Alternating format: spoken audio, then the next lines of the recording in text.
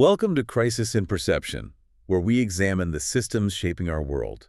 I'm really glad you could join us for this deep dive today. Yeah, it's great to be here. We've got a lot to cover. We really do. So today, our mission is to completely map out a system that all of us interact with every single day, even if you don't fully realize the architecture operating quietly in the background. Right.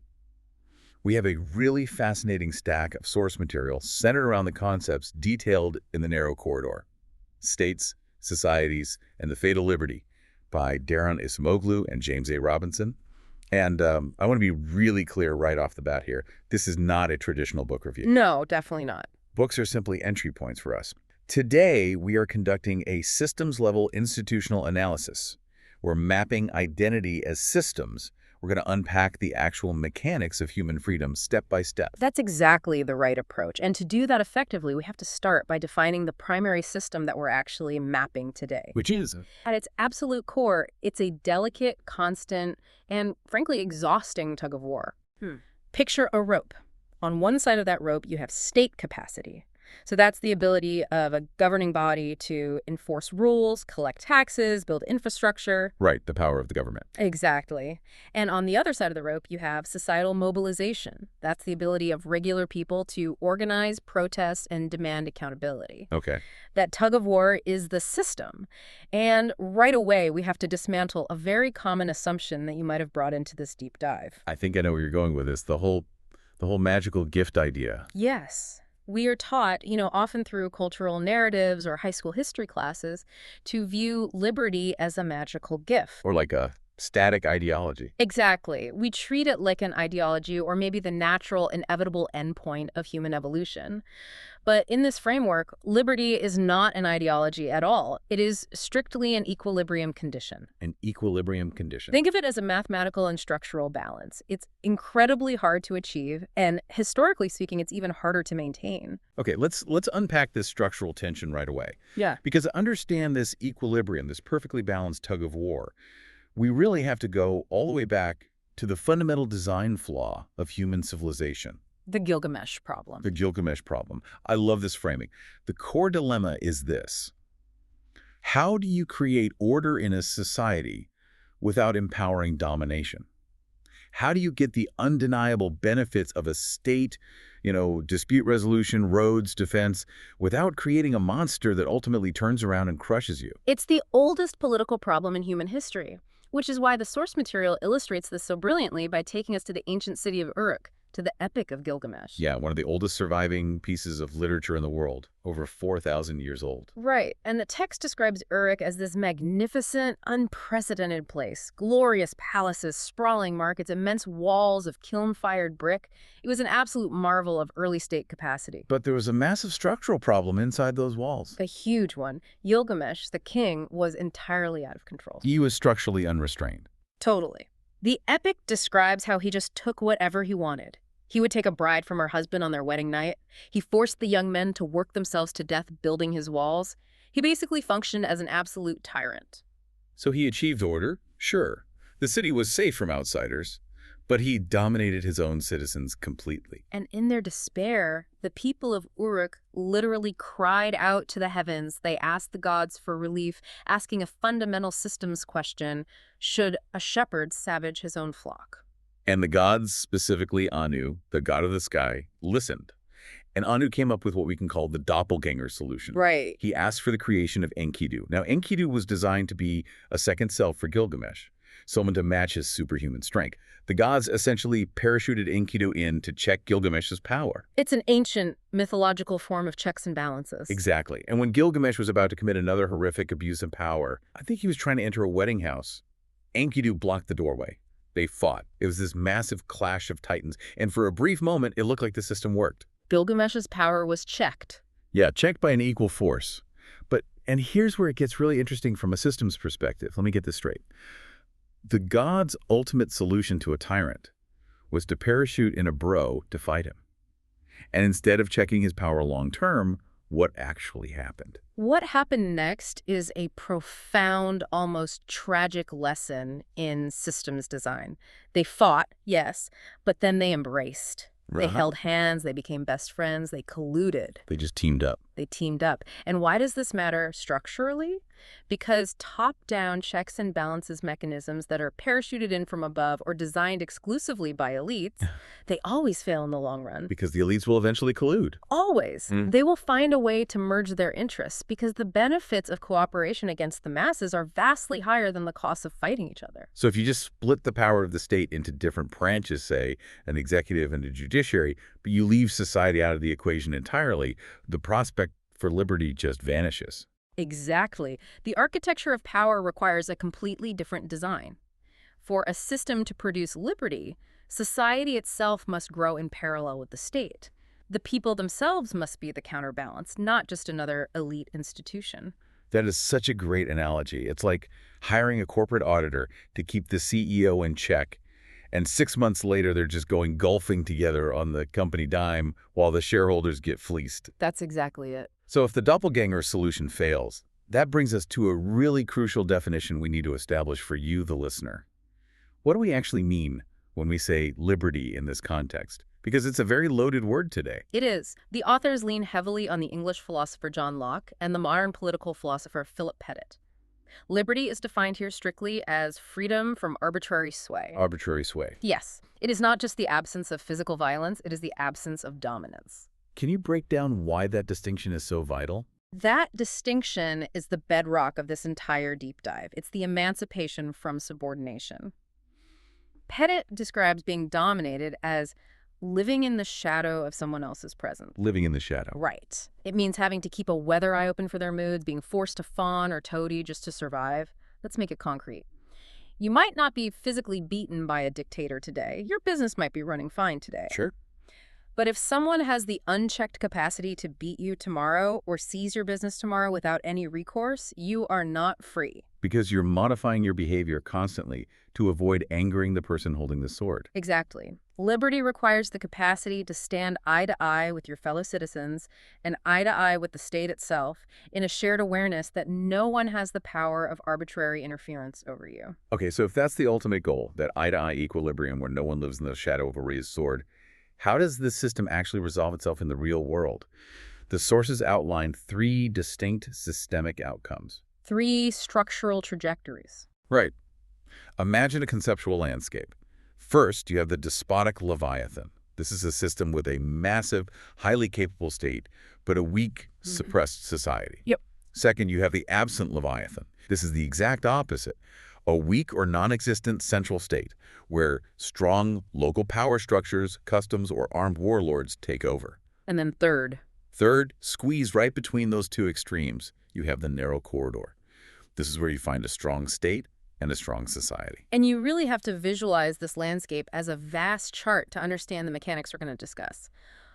On the vertical axis, going straight up, you have the power of the state. Okay. On the horizontal axis, going left to right across the bottom, you have the power of society. The despotic Leviathan pulls you straight up the vertical axis into the heights of state power, but society remains at 0 on the horizontal axis. So tall and skinny. Right. The absent Leviathan pulls you straight across the bottom horizontal axis. Society has power, local norms rule, but the state has 0 capacity. Flat on the bottom. And squeezed between the nightmare of despotism and the chaos of statelessness is a narrow diagonal channel that moves up and to the right. That diagonal channel is the corridor. I'm looking at this conceptual graph in my mind, and it honestly feels like a trap. If getting into that diagonal corridor and staying there isn't a natural process, why is it so hard? Well, to understand why, we have to look at the mechanics of control. The incentives. Exactly. We need to look at the incentives driving the actors in this system.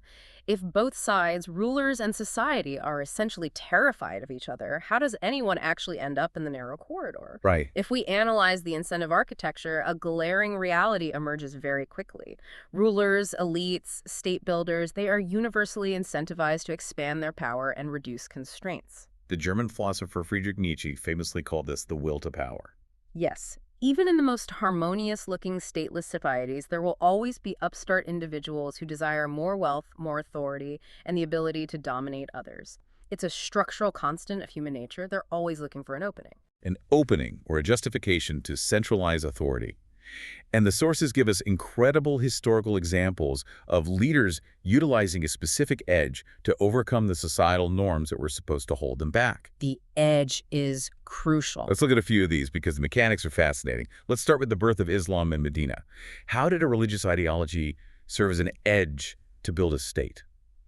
The context of pre-Islamic Medina, or Yathrib as it was known, is crucial here. It was a deeply fractured, kin-based society. Different tribes and clans were locked in endless bloody feuds. Classic absent Leviathan scenario. Exactly. No central authority, just local tribal dominance and constant violence. Yeah. The people of Medina invited the Prophet Muhammad in as an outside arbitrator to help resolve these inherent conflicts. Which was a normal thing to do, right? Very common practice. You bring in a neutral third party to settle disputes so neither tribe loses face. But Muhammad brought something unprecedented. His edge was a powerful, newly revealed religious ideology. This ideology allowed him to systematically supplant traditional kin-based relations with the new, unified community of believers, the Ummah. Wow. Once that ideological edge was unleashed, it superseded tribal loyalties and created an unstoppable drive towards centralized, uncontested authority. The societal norms that usually kept arbitrators in check simply could not compete with divine mandate. So the edge was ideological. What about technological edge? The text talks about King Kamehameha in Hawaii. How did he break the structural balance? Before Western contact, the Hawaiian Islands were divided among various chiefs, the ali'i. They had complex societal rules, the kaku system, which maintained a sort of balance of power. No single chief could easily dominate all the islands. But then the Western ships arrived. Right. Explorers like Captain James Cook and later George Vancouver. Kamehameha, a chief on the Big Island, recognized a massive technological edge. He actively traded for Western cannons, muskets, and even acquired Western military advisors. And he just steamrolled the traditional tracks. He used this overwhelming technological superiority to brutally subdue his rivals across the island chain. He didn't just win battles, he built a unified, powerful, despotic state that completely obliterated the previous constraints. Gunpowder just erased the societal checks. And then there's an organizational edge. Let's talk about Shaka Zulu in Southern Africa. This one blew my mind because he didn't just change military tactics. He actively dismantled the societal safety valves. He did. In the early 19th century, the region was dominated by various chiefdoms. Warfare was relatively ritualistic. Warriors would throw spears from a distance, posture, skirmish. It allowed for conflict resolution without massive casualties. Right. But when Shaka came to power, his edge was ruthless military reorganization. He introduced the ikwa, a short stabbing spear. He forbade throwing spears. He forced his warriors into close quarters combat, completely changing the paradigm to total war and annihilation of the enemy. Which is a huge military shift, but what about the systems shift? That's the fascinating part. Historically, chiefs in this region were checked by the Sangomas, the witch doctors. If a chief became too tyrannical, the Sangomas could use their spiritual authority to undermine or remove him. They were the check. Exactly. Shaka knew this, so he staged an elaborate setup. He secretly smeared blood on the ground outside his hut and then called all the Sangomas together to smell out the culprit. Oh, wow. When most of them falsely accused innocent people, Shaka had them executed as frauds, sparing only the few who admitted they didn't know or correctly guessed it was Shaka's doing. So in one brutal move, he used his military edge to completely dismantle the only societal institution capable of checking his power. Precisely. So in all these cases, Muhammad, Kamehameha, Shaka Zulu, they stepped onto what the authors call the slippery slope. The slippery slope to despotism. Yeah. A society thinks it can grant just a little bit of centralized authority to solve a specific problem. Resolving blood feuds, defending against rival islands, organizing a military defense. But once these charismatic leaders get an edge, ideological, technological, or organizational, they slide right down that slippery slope toward absolute despotism. The will to power pierces straight through traditional norms. Wait, if rulers are always trying to slide down this slope, and society is terrified of state building because of that exact risk, how does liberty ever happen? Are there enlightened leaders who just design a fair system and give it away? No. And that is a core takeaway for the listener. Liberty is never given voluntarily by the elite. Never. It has to be taken. It must be actively taken and maintained by society-constraining authority. We can see this structurally by looking at the concept of taken rights versus given rights. Right. If a right is simply given to you by a ruler, it's a privilege. It can be revoked the moment the ruler's incentives change. It only becomes a structural reality when society forces the ruler's hand. Let's ground this in a massive historical example. Let's talk about the United States Constitution. Perfect example. Because the surface narrative I was taught in school was that these enlightened demigods, Washington, Madison, Hamilton, got together in a sweltering room in Philadelphia in 1787 and elegantly gifted freedom to future generations through a perfectly balanced constitutional design. Right, that's the myth. But reading this systems-level analysis reveals a completely different story. The historical reality is fascinating. The Federalists who drafted the Constitution were essentially state builders. You have to look at the context. Under the previous system, the Articles of Confederation, the central government was disastrously weak. It couldn't collect taxes effectively. It couldn't coordinate a unified economic policy, and it couldn't raise a proper army to defend against foreign threats or internal uprisings like Shays' Rebellion. The elites were terrified of sliding into the absent Leviathan. They feared chaos and financial ruin. So they went to Philadelphia to build a Leviathan. Exactly. The Federalists went to Philadelphia to design a constitution specifically to centralize power, rein in chaotic popular politics, and build the capacity of a strong federal state. Right. And in their rush to build this powerful central state, what did they conveniently forget to include in this brilliant document? Basic rights. Basic rights. The original Constitution drafted in Philadelphia did not have a Bill of Rights. The Federalists centralized power, created a powerful executive, a standing army capability, and somehow, absent-mindedly, overlooked the fundamental protections for regular people, like freedom of speech or the right to a trial by jury. And the protection of those rights wasn't gracefully handed down later because they suddenly remembered. Society, or at least a highly mobilized segment of it known as the Anti-Federalists, did not trust the Federalists at all. They saw the slippery slope. They recognized it immediately, and they demanded structural protections. The Bill of Rights, the First Amendment, the Fourth Amendment protection against unreasonable search and seizure, these were forced concessions. So the Anti-Federalists essentially threatened to derail the ratification of the entire Constitution unless these constraints were hardwired into the system. Yes. James Madison famously wrote in Federalist 51 that ambition must be made to counteract ambition. It's a beautiful quote about constitutional design, but what the U.S. historical example shows is that constitutional checks are just parchment. They're just words on paper, without a mobilized society willing to act as the ultimate counterweight. Rights are taken, not given. Always taken. Okay, so we've established the design of the system and the incentives driving the actors. What does this all mean when we look at the actual outcomes on the ground? Let's trace the trajectories these systems predictably follow, starting with predictable trajectory 1, the despotic Leviathan. Okay. What happens when society fails to mobilize and take those rights? When the state runs completely unchecked? When society is weak, systematically suppressed, or historically emasculated, the state becomes despotic. It pulls straight up that vertical axis we discussed. The state achieves a phenomenally high degree of capacity, but it uses that capacity purely to dominate. The sources cite monumental historical and modern examples, like the Third Reich in Germany, or the historical trajectory of the state in China. And I want to pause here to ensure we maintain strict analytical neutrality for you, the listener. Yes, that's important. We're examining pure mechanics of power right now, not making moral judgments on the distinct cultures. From a systems perspective, these despotic leviathans are highly effective at achieving order. They are. They prevent what the philosopher Thomas Hobbes called war with an A at the end, which is his term for the chaotic state of nature where everyone's fighting everyone for survival. Despotic states build massive infrastructure, they organize society efficiently, they launch rockets, they build high-speed rail. But they achieve this by replacing the chaos of the wild with absolute dominance. Precisely. They provide the public goods, but at the cost of liberty. The state intentionally and systematically disables society's ability to organize independently. By co-opting or banning independent trade unions. Or controlling the media landscape, monitoring communications, silencing dissent before it can coordinate. They do this to ensure the state remains permanently unshackled. It is the fearsome, unblinking face of the Leviathan. Order is achieved, but you are living entirely in the shadow of the state's sword. Which sounds terrifying.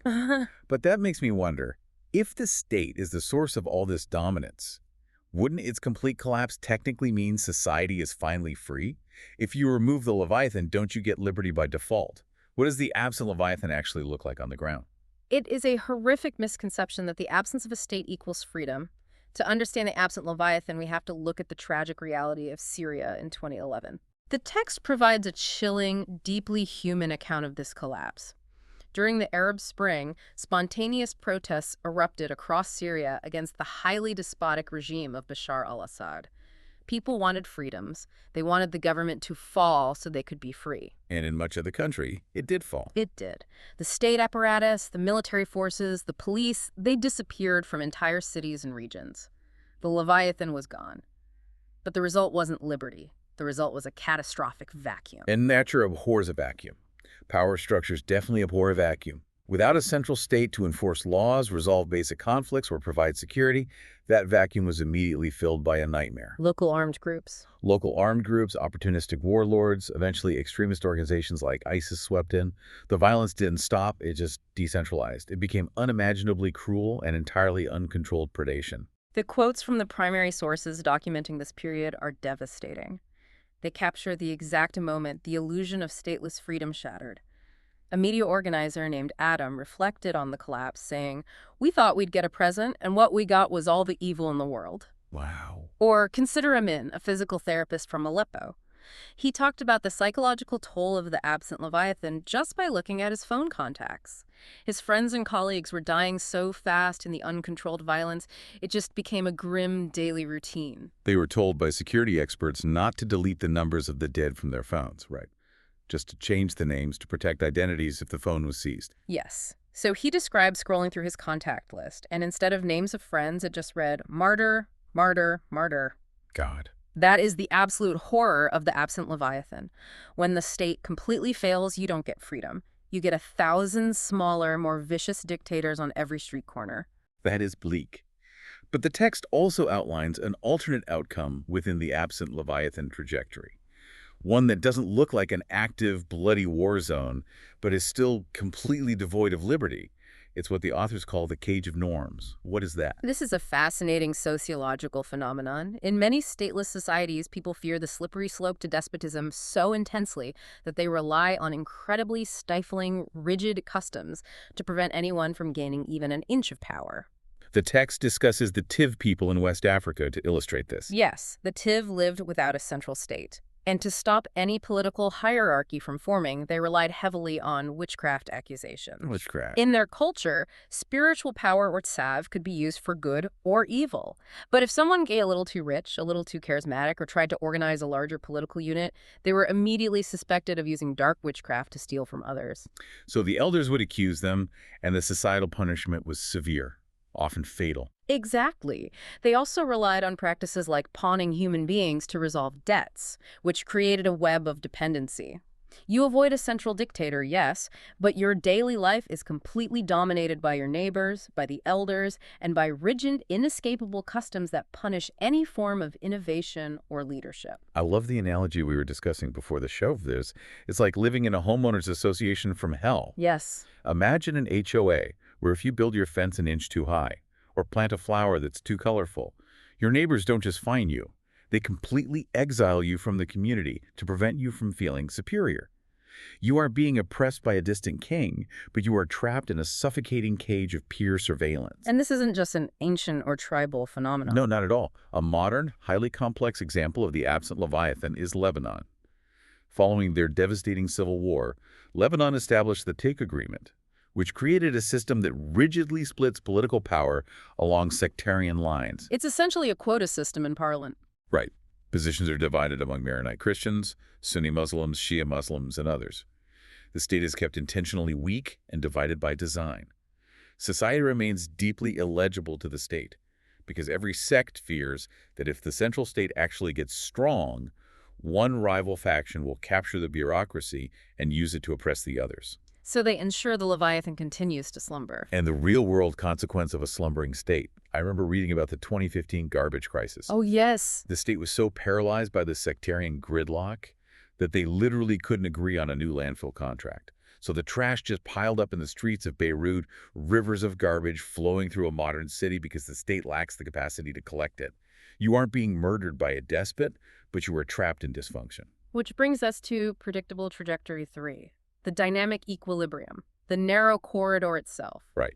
If the despotic Leviathan crushes you and the absent Leviathan abandons you to warlords or cages of norms, how do you get both state and society to grow together? Who actually got it right historically? For this, we look at Dark Age Athens, specifically under the leadership of a man named Solon in the 6th century BC. Athens was on the brink of catastrophic civil war. The elites, the eupatridae, owned everything, and the poor were falling into debt slavery. It was a classic pre-despotic powder keg. Solon was appointed as a unique archon, a magistrate, to fix it. And his brilliance was that he didn't just build state capacity to resolve the bloody feuds and enforce laws, although he did do that. He instituted the Sysakia. The shaking off of burdens. Right, which canceled the crushing debts. But critically, he fundamentally institutionalized popular participation. He created the Council of 400, bringing regular, non-elite citizens into the political process to check the elites.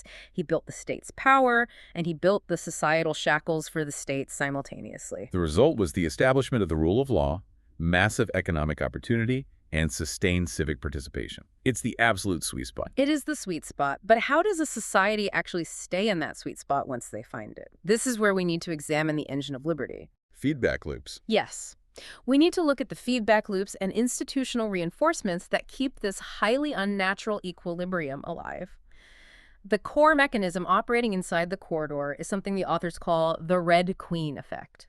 Right, named after the Red Queen in Lewis Carroll's Through the Looking Glass, who tells Alice, now here, you see, it takes all the running you can do to keep in the same place. This is the perfect, enduring analogy for liberty. State and society must constantly, exhaustingly race against each other just to maintain the balance. How does this feedback loop actually work in practice? Let's break down the mechanics of this positive feedback loop. Okay. It starts with society mobilizing to check the power of the state. Because the state is actively checked and monitored by citizens, the media, and courts, it becomes more transparent and accountable. Right. Because the state is accountable, it gains trust and legitimacy in the eyes of the public. They believe the state is working for them. Because it has that hard-earned legitimacy, society is willing to grant the state more capacity and resources to shoulder new, complex responsibilities. Like managing a modern economy, building interstate highways, providing a social safety net. Exactly. And here is the crucial final step of the loop. Because the state is now doing more and has more power, society must elevate its expectations and increase its own civic participation to monitor this newly expanded state. Reaction meets counterreaction. The state runs faster to solve problems, so society must run faster to monitor the state. And there is a beautiful counterintuitive irony here. The constant struggle, the friction, the very act of shackling the state is actually what allows the state to become more capable than a despotic state. You'd think a dictator with absolute power who can just point a finger and make things happen could get more done. But systems operating inside the corridor actually achieve higher functional capacity. Look at the U.S. federal government partnering with local institutions. Because the federal government was historically weak and structurally constrained by states and a mobilized society, it had to innovate. To address massive national issues like public education or the National School Lunch Program, the federal government couldn't just mandate it top-down from Washington. It didn't have the despotic authority. Instead, it had to partner with thousands of local school districts, provide financial subsidies, and induce cooperation. This cooperative friction, this need to persuade rather than command, actually created a massively capable, deeply rooted yet still constrained administrative structure. Conversely, we must look at negative feedback loops operating outside the corridor to see why the Red Queen is so unique. Yes, outside the corridor, the loops reinforce instability and actively prevent entry into the corridor. Under a despotic Leviathan, the state uses its unchecked power to crush societal organization. When a regime bans independent gatherings, censors the internet, and jails opposition leaders, it is actively destroying the civic capacity of his people. This repression ensures that future societal mobilization becomes nearly impossible. The state gets stronger, society gets weaker, and the corridor drifts infinitely further out of reach. And under an absent Leviathan, the constant local feuding, the reliance on rigid norms, and the sheer unpredictability of daily life destroys trust. You can't coordinate on a large scale to build a state if you can't even trust the next village over. But there is a really insidious hybrid here that the text introduces, and I know you wanted to push back on it a bit. It's called the paper leviathan. Yeah, the paper leviathan. I struggle with this one. It's a fascinating, deeply frustrating structural phenomenon, often found in post-colonial developing nations in Africa or Latin America. These are states that act like despots on the surface. They have all the trappings of ultimate authority. The military uniforms covered in medals, the lavish presidential palaces, the motorcades, the state-run media. But beneath that thin veneer, they actually have near zero capacity to govern, collect taxes fairly, or provide basic public services. Okay, wait, I need to push back on the logic of the rulers here. Yeah. If you are a dictator and you want to stay in power and extract wealth, wouldn't it make sense to build capacity? You would think so. If a despot builds working roads, hospitals, and schools, aren't they technically improving the society and making their own nation richer to tax? Why is the paper leviathan terrified of building a working highway? It seems illogical until you understand what the authors call the mobilization effect. A mobilization effect. The elites running a paper leviathan are acutely aware of their own fragility. They know that if they build national infrastructure like a functioning highway system, they aren't just moving goods, they are making it easier for people to travel and communicate. Right. If they build schools and educate the populace, they are creating a literate class capable of reading political texts and organizing. Society might use those very tools of capacity to organize, mobilize, and overthrow the elites. So the rulers are fundamentally terrified of society waking up. Exactly. So to ensure their own survival, they purposely keep their own state apparatus weak, their infrastructure crumbling, and their citizens impoverished and disconnected. They act like a fierce leviathan, but if you poke them, they are made of fragile paper. Wow. Okay, we've mapped the design of the system, the incentives driving the actors, the predictable trajectories, and the engine of the Red Queen. Let's pivot to persistence. Why is the corridor so unbelievably narrow? If the corridor brings prosperity, innovation, and liberty, why is it so historically rare? The corridor is agonizingly narrow because maintaining this equilibrium requires overcoming massive overlapping structural hurdles. First, you have immense coordination problems. Getting millions of diverse people to agree to monitor the state. To pay attention to complex policies and to act collectively when a line is crossed is incredibly difficult. It requires immense social trust. Second, you face massive entrenched resistance from elites who simply do not want to give up their dominance. Sharing power goes against the will to power. And third, we have to acknowledge the high short-term payoffs of centralized control. If a massive crisis hits a pandemic, a war, an economic collapse, it is always easier and faster to hand absolute power to a strong man who promises to fix it immediately, rather than painfully and painstakingly deliberating a complex societal response. And history casts a very long, dark shadow here. There is immense path dependence in these systems. You can't just read a book about the narrow corridor, write a new constitution, and magically teleport your country into it. The legacy of labor coercion is huge here. The authors highlight this. If your society historically utilized extreme labor coercion, like centuries of slavery, or feudal serfdom society's ability to organize, to form civic bonds, and to trust each other was structurally destroyed over generations. The state or the local elites deliberately smashed any horizontal bonds between the oppressed. You can't just flip a switch after that trauma and enter the corridor.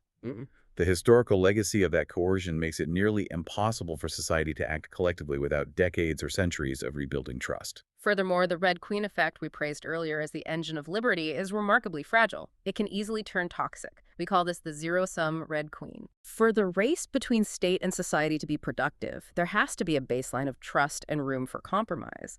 The state and society have to believe they are running on the same track.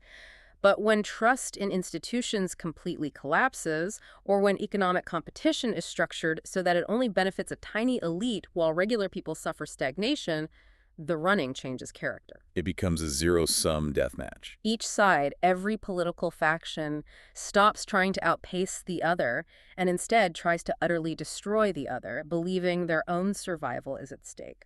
The sources contrast two historical reactions to the massive economic devastation of the Great Depression in the 1930s to perfectly illustrate this fragility.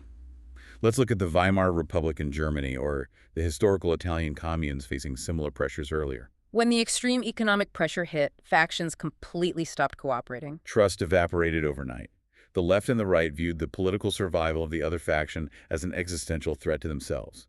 In their absolute desperation to destroy their political rivals, they eagerly welcomed autocrats, They voluntarily lifted the constraints on state power. handing over the keys to the Leviathan, just to ensure their enemies would be crushed. The Red Queen spun completely out of control and tore the system apart. It's a terrifying historical warning, but we must contrast that tragic collapse with Sweden's response to the exact same global economic pressures during the same era. Sweden faced severe crises, mass unemployment, and political polarization in the 1930s as well. But instead of turning zero-sum and destroying each other, their political factions managed to build broad, diverse new coalitions. They executed what is famously known in Swedish history as the cow trade, the co-handle. The cow trade. This was a historic, pragmatic compromise between the Social Democratic Industrial Workers' Party and the Conservative Agrarian Peasants' Party. Two groups with very different interests decided to cooperate rather than fight to the death. And by building this new, broad coalition, they allowed the Swedish state to massively expand its capacity. They empowered the state to intervene in the economy and eventually build the robust Folkhemmet, or people's home welfare state. But critically, because the coalition was so broad and representative, they kept the shackles of societal control firmly in place. Society leveled up its organizational capacity to match the state's massive new powers. It's a perfect, hopeful illustration of staying in the corridor, even under extreme external pressure. Speaking of external pressure, if we pull the analytical lens back even further, we have to recognize that this local national balance of power between state and society doesn't exist in a vacuum. It is nested within a broader global macro system. The international environment profoundly impacts the width of any single nation's corridor. Well, let's talk about international institutional frameworks, because I think most listeners tend to view organizations like the United Nations purely as forces for good, promoting human rights and global stability. But a systems-level analysis of how these institutions function reveals a much darker structural reality. It does. The international state system as it operates today is inherently Hobbesian. It recognizes sovereigns by default, regardless of how they treat their people. If a ruler controls a territory and has a monopoly on violence within those borders, the UN and the international community generally recognize them as a legitimate state. And this grants immediate massive advantages.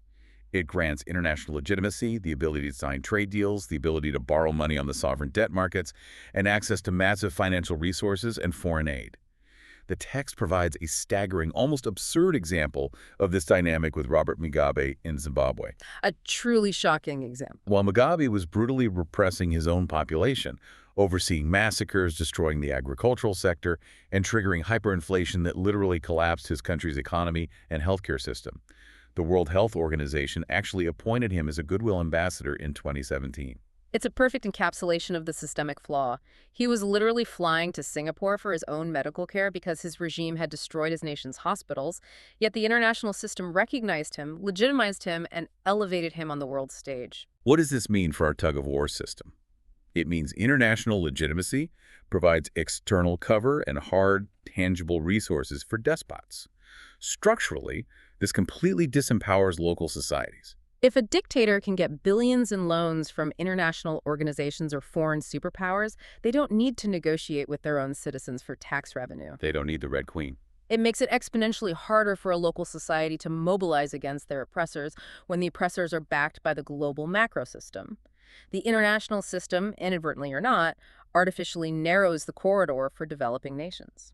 We also have to factor in the relentless pace of technological change and evolving security threats.